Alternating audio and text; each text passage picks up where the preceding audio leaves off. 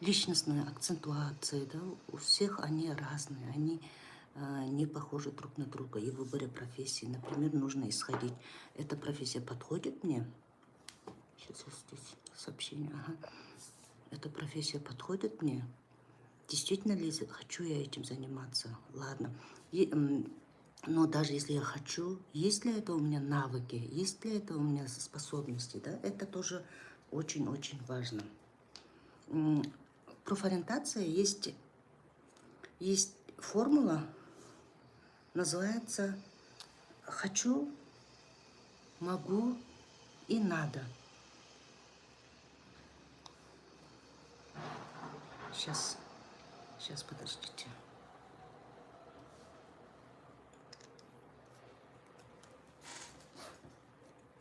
То есть, когда при выборе профессии очень важно опираться на эту формулу.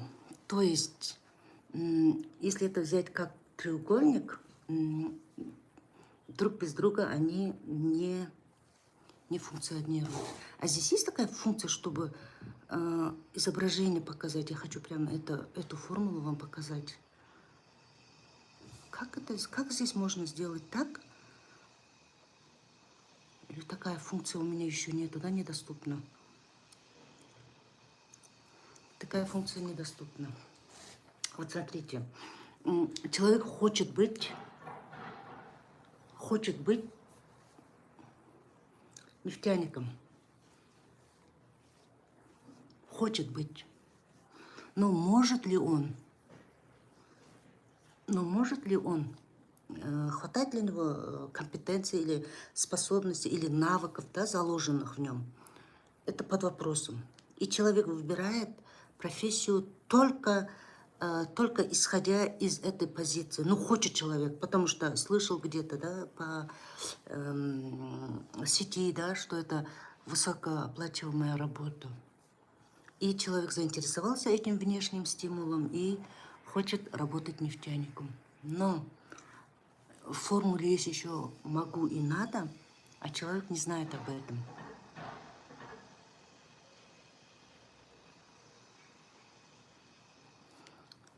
Человек не знает об этом. Поэтому я сейчас хочу прям компьютер открыть и вам показать эту формулу. Сейчас, подождите. А для того, чтобы ты был успешным в этой профессии, нужно, чтобы и ты хотел, и чтобы у тебя были способности, могу, да, чтобы у тебя есть такие личностные характеристики, где ты будешь стрессоустойчивым, так как ты будешь, вот здоровье у тебя позволяет,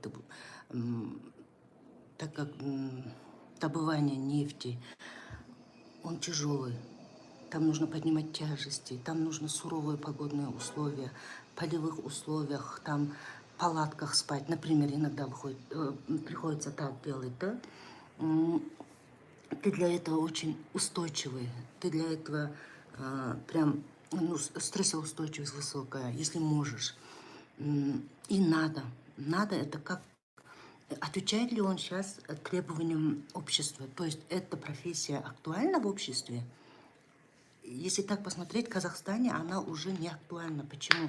Так как добычи нефти сокращаются с каждым годом. Такая статистика есть. И где-то через 50 лет эта нефть как бы уже месторождение, все, резервуар заканчивается. Поэтому очень важно учитывать эту формулу. Это я привела. А бывает так, что человек исходит, когда выбирает профессию, не хочу, а могу. То есть он уверен в себе, он знает, что у него есть все способности для этого, и он этот может, он знает. Но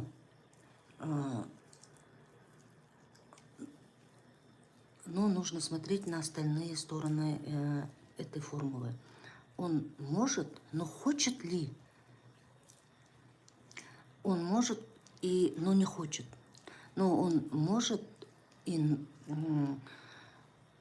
надо, да, вот родители заставили, например, да, вот он может работать, но не хочет. Но не хочет. У него есть способности, но не хочет. И, и надо, да, вот как бы. Я просто хочу вам изъяснять на русском, поэтому, хотя я мыслю на казахском, работаю на казахском, поэтому вот такие вот паузы. И надо, и вот только может. А хочет ли или надо, он не знает. Но он может быть нефтяником, опять то же самое, да? Но не хочет там работать, ну, не нравится, но он может, есть способности. И надо там в обществе сейчас это прям, если быть нефтяником, то это значит, ты обеспечил себя, да, и он, исходя из этой позиции, выбирает себе профессию, но не отвечает требованиям этой формулы, то, что он хочет или надо, понимаете? Поэтому важно, чтобы 3 составляющие были при выборе профессии. Или такой пример, человек, вот третье, да, это вот надо вот работать. Но хочет ли он, есть ли у него для этого способности, это под вопросом. Но надо. Надо работать, надо содержать семью. А для того, чтобы быть успешным, чтобы работа тебе нравилась, чтобы у тебя не было эмоционального выгорания, важны 3 составляющие. А если вот у человека только одна составляющая, и он с этим ходит, как вы думаете, он будет успешен в своей работе? Конечно же, это под вопросом. Поэтому при выборе профессии обязательно нужно опираться на эту формулу. Сейчас я вам... Или вы можете вот погуглить, напишите «хочу», «могу», «надо». Формула, да, вот для выбора профессии, посмотрите. Поэтому, когда выбираешь профессию, важно, чтобы ты и хотел, и мог, и чтобы это отвечало требованиям общества, ну, требованиям, да, рынка профессии. Например, ежегодно, насколько я помню, ежегодно вымирает где-то 40-50 видов профессий. Например, сейчас я не вспомню. Например, какие профессии были, и которые вот исчезли. Можете написать.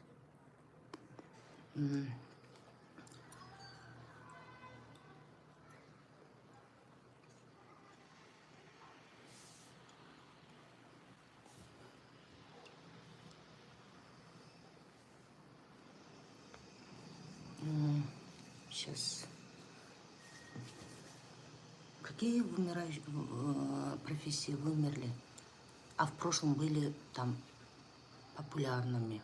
Сейчас не вспомню. А то, потому что они не учитывали из формулы, что это надо ли, это в будущем, эта профессия останется или вымирает.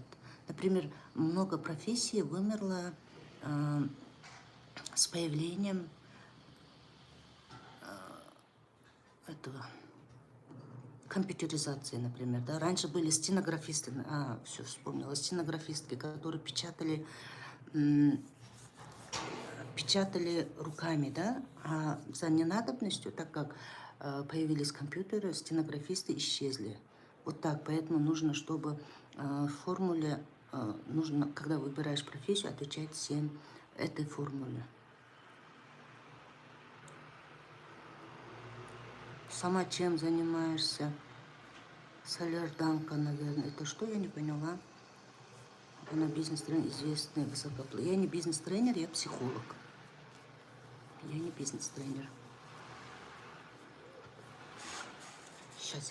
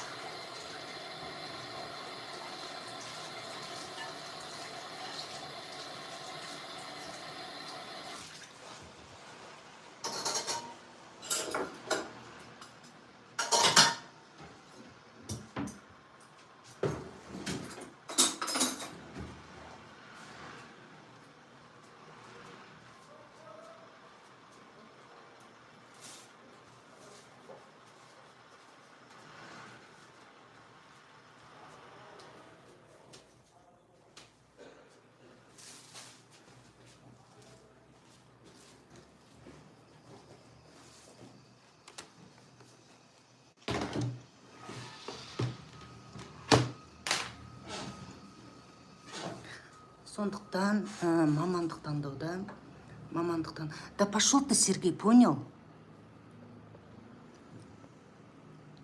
Если не нравится эфир, можете выходить. Алина, ты тоже пошла куда подальше.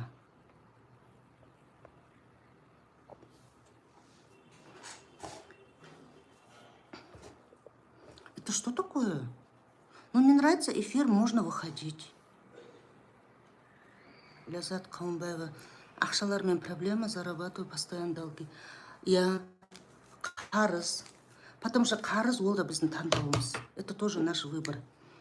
Поэтому всегда человек отвечает за свой выбор. Всегда. И ол қарызды алған кезде адам всегда таңдау жасайды. Мен енді бұл жерде андай қылып айтып жатқан жоқпын, но жалпы айтамын. Қарыз алғаннан кейін қарыз төлеу керек.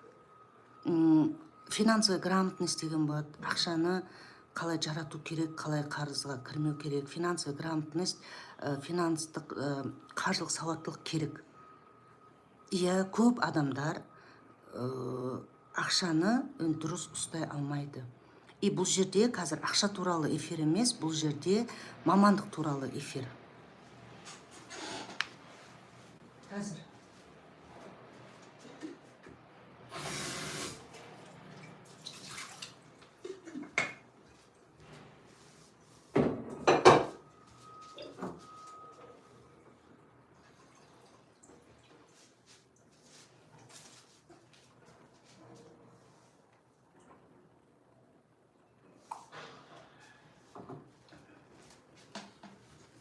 Витаминді жеп алдым. Сондықтан ақша туралы эфир болған кезде обязательно ақша туралы да эфир жүргіземін. Но бүгін тақырыптан ауытқымайық, біздер мамандық туралы эфир жүргізіп жатырмыз.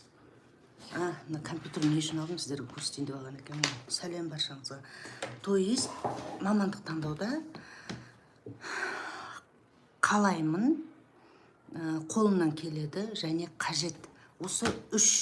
Осы формуладағы үш құрамдас бөліктер міндетті түрде болу керек. Менде мынандай функция жоқ екен, сурет шығарып көрсететін.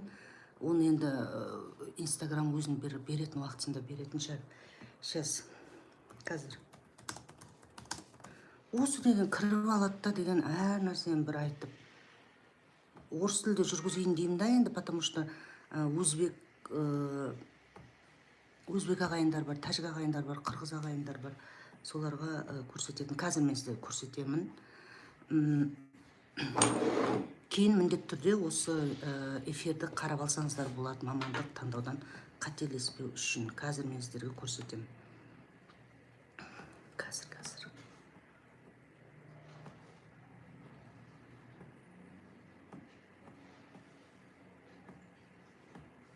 Жаңа хочу, могу, надо деп айттым да, міне, қараңыз. Міне, хочу, могу, надо, былай көрсетем ба. Егер мамандықты таңдауда тек қана жоқ, хочу, могу деп жазылып тұрғанын көрсетейінші сіздерге. Аты түсініксіз мына жерде,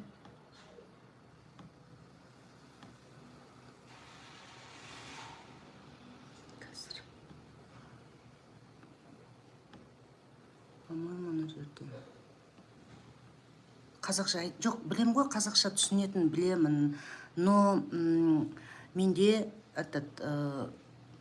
СНГ елдерінен адамдар көп кіреді.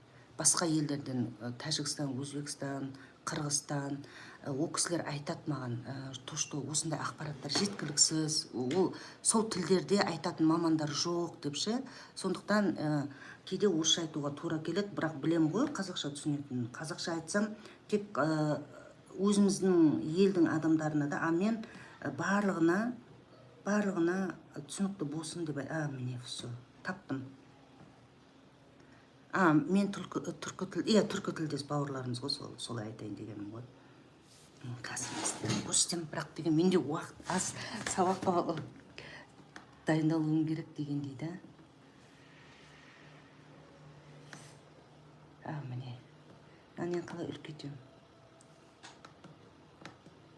Егер осы үш формуладағы үш нәрсенің бәріне сай келсе, онда мамандықта табысты боласыз, және өміріңіз жақсы болады деген сөз ғой. Қазір бір кішкене. Міне, егер тек қана қалаймын, тек осы мамандықты қалаймын, осыны істеймін деп осы мамандықты таңдап, ол қолымнан келе ма, ол қажет па, қоғамға керек мамандық па, оған қарамайды да, тек қалаймын деген мамандық таңдаса, онда жақсы көретін заттың ғой, бақытты боласың, өткені қалаған мамандығың ғой, бірақ табысты болмайсың, өткені ол қоғам талаптарына сай болмауы мүмкін. Түсінікті ғой да? Или қолынан келмеуі мүмкін.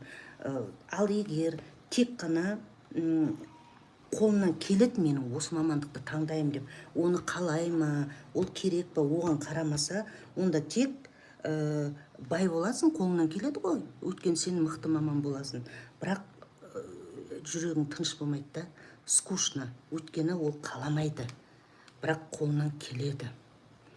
Сондықтан богатый, но скучно боласың дейді. Егер тек қоғам талаптарына сай, қазір айтишниктер керек деп, мысалы, тек осыған қарап, осыған сүйеніп қана таңдайтын болса, ол қалай ма, ол қолынан келе ма, оған қарамайтын болса, ондай нәрсе мүмкін емес дейді. Это просто мечта, өтірік зат ол дейді.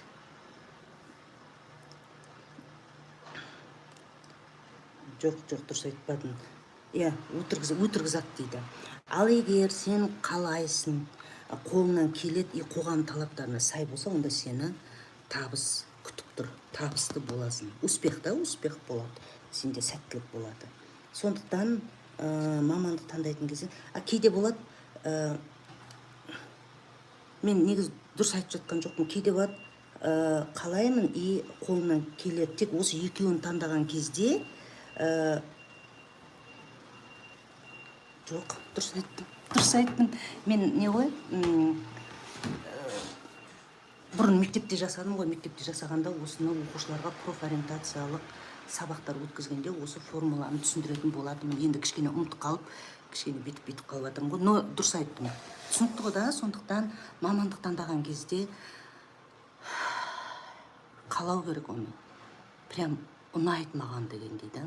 Еще ол қолынан келу керек. Оған дағытың болу керек, способностың болу керек, оған сенің мінезің сай болу керек,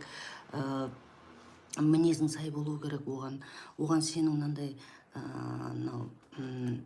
жаңағыдай стрессоустойчивость, характер, темперамент, ол да сай болу керек.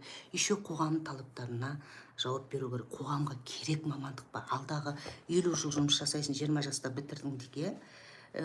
Жоқ, 17 жаста бітірдің, 63 жаста неге шығасың, пенсияға шығасың, соның аралығы 50 ма, 55 жас па, 55 жыл, 60 жыл осы мамандық точно нарықта болады, бұл мамандық өлмейді деген, сондай қоғамда талаптарына сай болу керек. Өте дұрыс, өзің қалаған мамандықты жақсын, ал енді мектептің оқушылары, ата-аналары қинайды. Врач бол, біздің үйде ешкім врач болған жоқ еді. Врач болсаң өлмейсің, әйтеуір наныңды табасың. Мұғалім өлмейтін мамандық, далаға барсаң да, қалаға барсаң да табасың дейді. Ол дұрыс емес. бала сол үшін профориентолог деген жаңа маман бар ғой, кәсіби бағдар беретін, сонымен бірге жұмыс жасап, адам өзіне ұнайтын мамандықты таңдаған кезде любой мамандықта табысты болуға болады. Түсінікті да? Қысқа нұсқа бүгін эфирде соны айтып отырғаным ғой. Сұрақ бар ма? Осы маған повезло, что мен осы 3 талапқа да сай мамандық таңдадым, қазір деген жемісін көріп жатырмын деп, немесе мынандай өкінішті жағдайлар болады, жоқ мен бұған сай болмады дейтіндей. Бірақ сай болмады екен деп бүкіл өмірді құрдымға жіберуге де болмайды. Өзіне сай келетін дүниені іздеуге болады.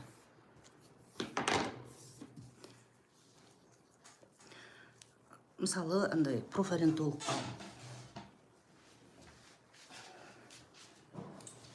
қазір кәсіби бағдар беруші деп консультация жүргіземін.